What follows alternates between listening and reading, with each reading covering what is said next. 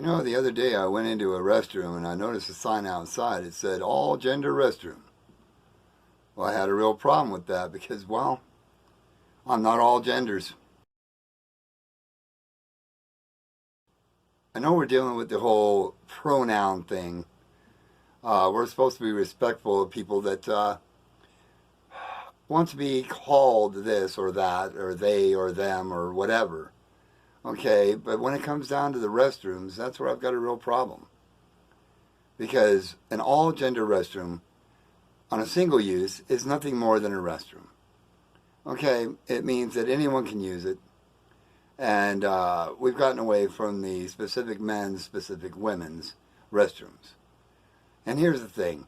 If you're going to be all inclusive, you've got to step up your game. Because a restroom, all inclusive, has got to go beyond the single restroom.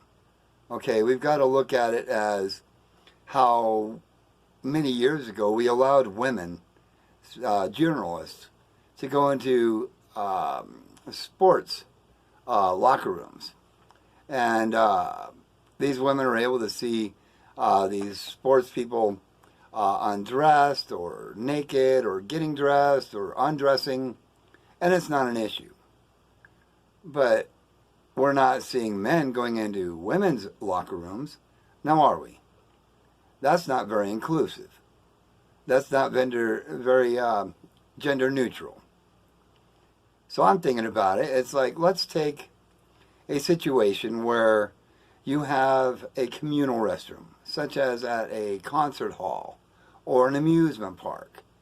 Okay, someplace where thousands of people are congregating and using the restroom, of course.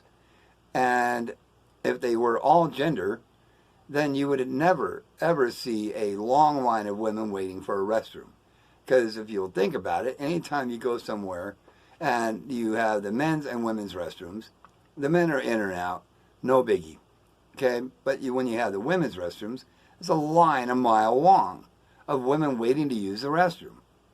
So I'm thinking that if we're going to be all inclusive and have all gender restrooms, shouldn't it be the same with the single restrooms as well as the large restrooms?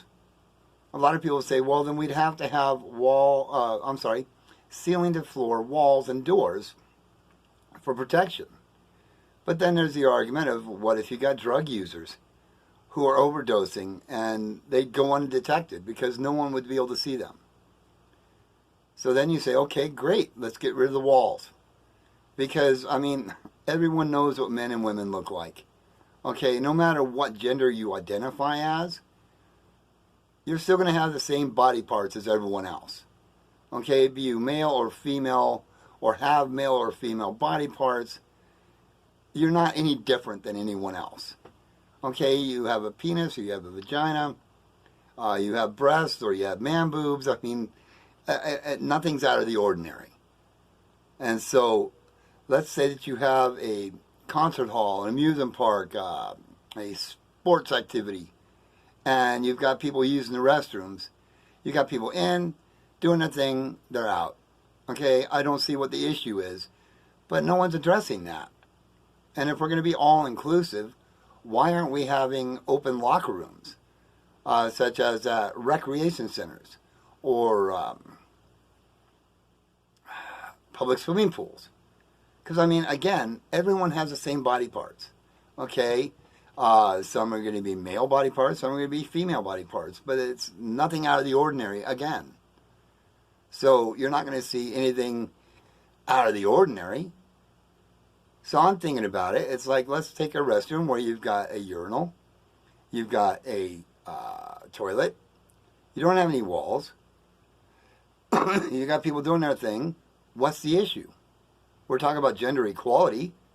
If you go into a, let's say a football stadium, you've got long tubs often that look like, 20-foot long bathtubs that men are urinating in. Okay, and they're all doing it standing next to each other. There's no walls, and no one really thinks anything of it. It's guys taking a piss, moving on. Okay, and if you go into a lot of parks, for safety reasons, they don't have doors on the restrooms. It's been this way for the last 40 years or so. So now, if we're going to do this whole gender equality thing, we're going to do the whole gender inclusive, then why aren't we having bathrooms that are inclusive, that aren't shutting anyone out? You've got a man using a urinal next to a woman using a toilet, next to a man using a urinal.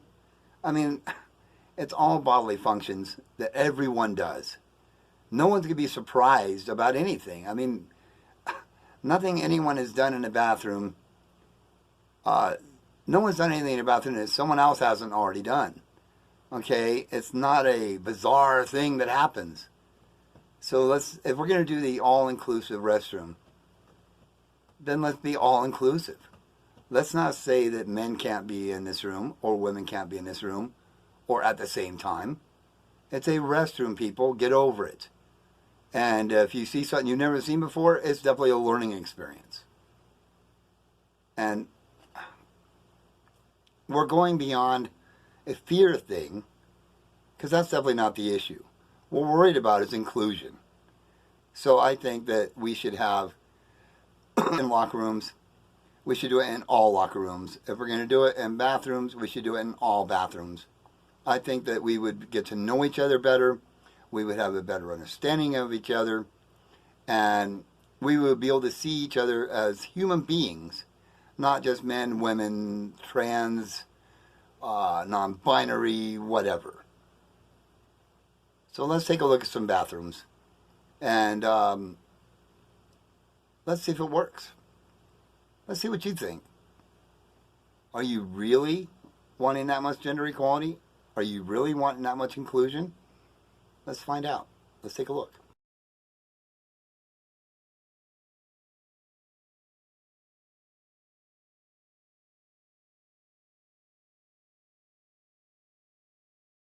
Okay. Well, now that you've seen some ideas, think they could work? Yes? No? Maybe? I think if we're going to do this all-inclusion thing, then we need to be all-inclusive. Men and women should not be seen differently.